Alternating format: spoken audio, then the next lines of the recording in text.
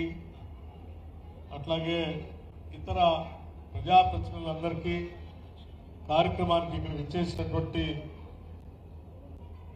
అనేక పార్టీల రాజకీయ నాయకులకి ముఖ్యంగా ఈ ప్రాంత ప్రజలందరికీ ఈ పాఠశాలలో చదువుకున్నటువంటి చిన్నారులకి మహిళా సంఘ సభ్యురాళ్ళకి సంక్షేమ రంగం కోసం తప్పిస్తూ పనిచేస్తున్నటువంటి ఇతర మిత్రులకి మీడియా మిత్రులందరికీ కూడా ముందుగా నా హృదయపూర్వకమైనటువంటి నమస్కారాలు. ఈరోజు వైరా శాసనసభ నియోజకవర్గానికి సంబంధించినంతవరకు చాలా పెద్ద ఎత్తున అభివృద్ధి కార్యక్రమాలు చేసుకున్న భాగంలోనే ఈరోజు ఈ సభ ఏర్పాటు చేసుకున్నాం.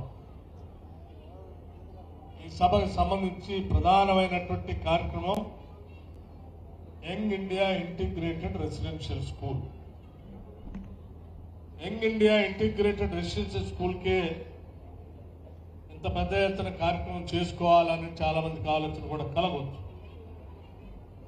కానీ young India integrated residential school అనేది ఒక గేమ్ చేంజర్. సమాజంలో పుట్టిన ప్రతి బిడ్డ ప్రభుత్వ పరంగా ప్రపంచంతో పోటీ పడేటువంటి ఇటువంటి పాఠశాలలో చదువుకొని కేవలం ఈ దేశంలో ఉన్నటువంటి రాష్ట్రాలతో కాదు, ఈ ప్రపంచీకరణ జరుగుతున్నటువంటి సందర్భంగా ప్రపంచంతోనే పోటీ పడే స్థాయిలో మన బిడ్డలు ఎదగాలనేటువంటి ఆలోచనతోనే ఈ యంగ్ ఇండియా ఇంటిగ్రేటెడ్ రెసిడెన్షియల్ స్కూల్ని రాష్ట్ర వ్యాప్తంగా ప్రతి శాసనసభ నియోజకవర్గంలో కనీసం ఒక్క స్కూల్కి తగ్గకుండా శాంక్షన్ చేసి అందులో భాగంగానే ఈరోజు వైరా శాసనసభ నియోజకవర్గమైన వైరా పట్టణంలో కూడా ఈరోజు భూమి పూజ కార్యక్రమం చేసుకున్నాం.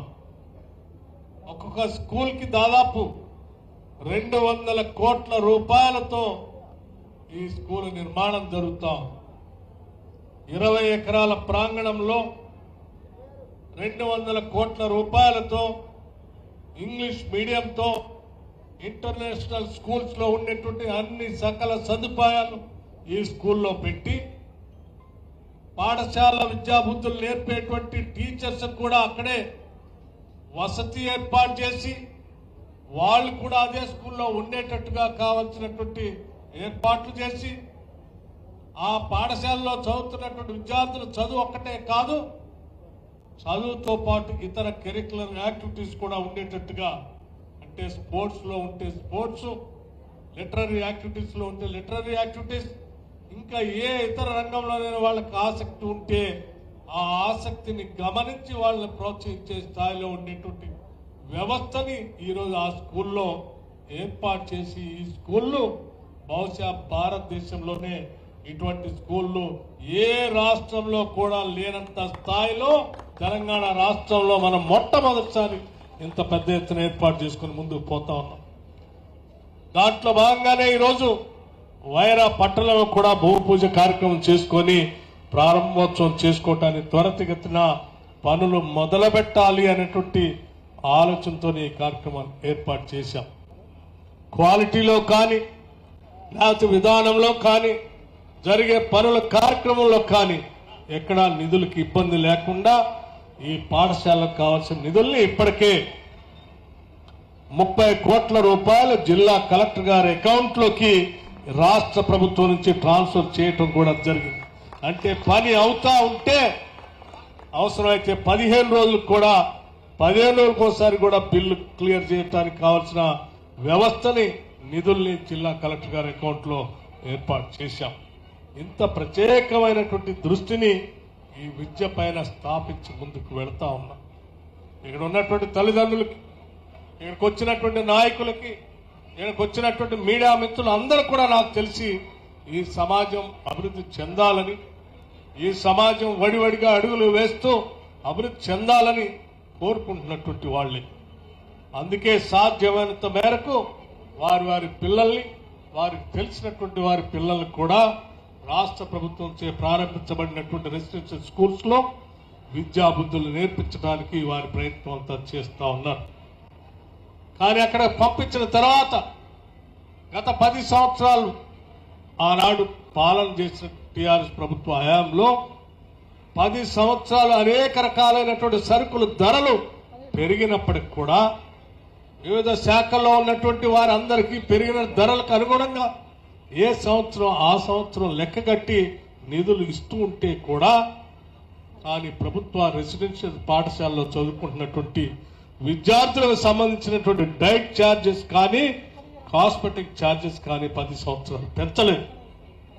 దానివల్ల ఆ పాఠశాలలో చదువుకున్నటువంటి విద్యార్థులు అరకొర నిధులతో సరైనటువంటి పోషకాహారం లేనటువంటి ఆహార పదార్థాలతో అనేక ఇబ్బందులు పడినటువంటి వైరాన్ని ఈ ప్రభుత్వం అధికారంలో రాగానే మొట్టమొదటిగా చేసింది రాష్ట్రంలో పెరిగిన ధరలకు అనుగుణంగా లెక్కగట్టి ఈ రెసిడెన్షియల్ స్కూల్స్ లో చదువుకుంటున్నటువంటి ప్రతి విద్యార్థికి 40% డైట్ ఛార్జెస్ ఒకటేసారి పెంచినటువంటి చరిత్ర కూడా ప్రభుత్వాన్ని. అంతేకాదు పిల్లలు చదువుకునే సమయంలో వాళ్ళకి ఇచ్చేటువంటి కాస్మెటిక్ ఛార్జెస్ సబ్బు కానీ నూనె కానీ ఇతర అవసరాలు కానీ ఏమి పెంచకపోతే కేవలం అవి అరకొరగా నిధులు అందుతా ఉంటే కొనుగోలు చేయలేనటువంటి పరిస్థితుల్లో ఆ పాఠశాలలో చదువుకున్నటువంటి విద్యార్థులకి సరైనటువంటి ఆరోగ్య పరిరక్షణ లేకపోవడం వల్ల ఇబ్బంది పడుతున్నటువంటి పరిస్థితుల్లో గమనించి ఈ కాస్మెటిక్ ఛార్జెస్ ని ఒకటేసారి 200% పెంచినటువంటి ప్రభుత్వం కూడా కేవలం ఈ ప్రభుత్వం. ఇవన్నీ నేను ఎందుకు చెప్తా ఉన్నానంటే కేవలం డైట్ ఛార్జెస్ 40% పెంచడమే కాదు, 200% కాస్మెటిక్ ఛార్జెస్ పెంచడమే కాదు, ఆ పెంచినటువంటి నిధులతో వాళ్ళకి అందుబాటులోకి వచ్చేటువంటి మెనూని తయారు చేసి నిష్ణాతులైనటువంటి డాక్టర్లతో ఈ డైట్ మెనూను తయారు చేసి రాష్ట్ర వ్యాప్తంగా ప్రతి పాఠశాలలో దీన్ని అమలయ్యేటట్టుగా చూసేటట్టుగా డైట్ మెనూకి సంబంధించి బోర్డులు కూడా ఆయా పాఠశాలలో డిస్ప్లే చేయమని చెప్పి ప్రత్యేకంగా ఆదేశాలు ఇవ్వటం జరిగింది. ఇవ్వటమే కాదు, ఈ పాఠశాలలో చదువుకున్నటువంటి పిల్లలతో నెలకు ఒక్కసారైనా ఆ జిల్లాలో ఉన్నటువంటి సీనియర్ అధికారులు కలెక్టర్తో సహా ఆ జిల్లా స్థాయిలో ఉన్నటువంటి అధికారులు ఆ పాఠశాలను నెలలో ఒక్కసారి ఎక్కడో ఒక స్కూల్ని విజిట్ చేయాలి. ఆ పాఠశాలలో విద్యార్థులతో కలిసి భోజనం చేయాలి. ఆ విద్యార్థులకు ఉన్న సమస్యలు కూడా ఎప్పటికప్పుడు తెలుసుకొని ప్రభుత్వ దృష్టికి తీసుకొని వస్తే ఆ సమస్యల పరిష్కారం చేయటానికి ఈ రాష్ట్ర ప్రభుత్వం ఇటువంటి వ్యవస్థను కూడా ఏర్పాటు చేసిందని మీ అందరికీ నేను విజ్ఞప్తి చేస్తా ఉన్నాను. కేవలం అధికారులే కాదు, శాసనసభ్యులు మంత్రులు కూడా ముఖ్యమంత్రి గారితో సహా నాతో సహా రాష్ట్రంలో ఉన్నటువంటి మంత్రులు శాసనసభ్యులు అందరం ప్రతి నెలలో ఏదో ఒక దగ్గర ఇటువంటి రెసిడెన్షియల్ స్కూల్స్ కి ప్రభుత్వ పాఠశాలకు వెళ్లి వాళ్ళతో కలిసి భోంచేసేటట్టుగా ఒక వ్యవస్థను ఏర్పాటు చేసి ఈ రాష్ట్రంలో విద్య అనేది అత్యంత ప్రధానమైనది. ఆ విద్య ద్వారానే సామాజిక మార్పుకి అవసరం ఉంటుంది.